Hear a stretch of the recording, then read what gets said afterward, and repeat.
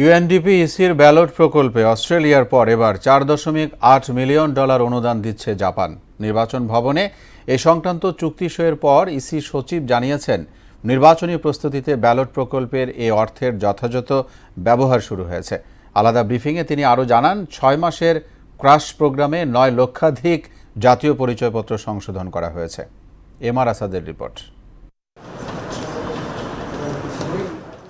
বাংলাদেশের নির্বাচনী প্রক্রিয়ায় সহযোগিতা করতে ব্যালট প্রকল্পে আর্থিক সহায়তায় এবার জাপান সরকার এবং জাতিসংঘ উন্নয়ন কর্মসূচি ইউএনডিপির একটি চুক্তি সই হয়েছে। নির্বাচন ভবনে বাংলাদেশে নিযুক্ত জাপানের রাষ্ট্রদূত সাইদা শিনইচি ও ইউএনডিপি বাংলাদেশের আবাসিক প্রতিনিধি স্টেফেন লিলার এই চুক্তিতে সই করেন।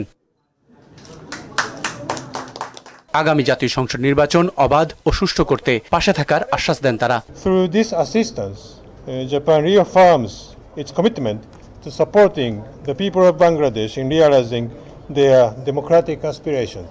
Australia signed a couple of weeks ago.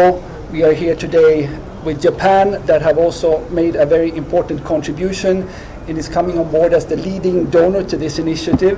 We are of course encouraging other countries and partners to also come forward to support this work. এ সময় ইসি সচিব আখতার আহমেদ জানান, নির্বাচনের প্রস্তুতিতে প্রাপ্ত অর্থ যথাযথভাবে ব্যবহার করা হচ্ছে। অর্থটা যথাযথভাবে ব্যবহার করা হচ্ছেও, অতীতেও হয়েছে। কারণ আপনারা জানেন যে ইউএনডিপি আমাদেরকে এই অর্থায়নের আগে থেকেই আমাদেরকে সহযোগিতা করছে। এর আগে আলাদা ব্রিফিংয়ে ইসি সচিব জানান, এনআইডি উইংয়ের 6 মাসের ক্রাশ প্রোগ্রামে 9 লাখের বেশি এনআইডি সংশোধন করা হয়েছে। আমরা পেতাম 1 লক্ষর উপরে আবেদন, সেটা গ্রাজুয়ালি এখন এসে দাঁড়িয়েছে আপনার দেখা যাচ্ছে যে 80,000-এর কাছাকাছি। তার মানে 20,000 এই 6 মাসে আবেদনের সংখ্যা কমানো গেছে। এমআর আসাদ, মোহনা সংবাদ, ঢাকা।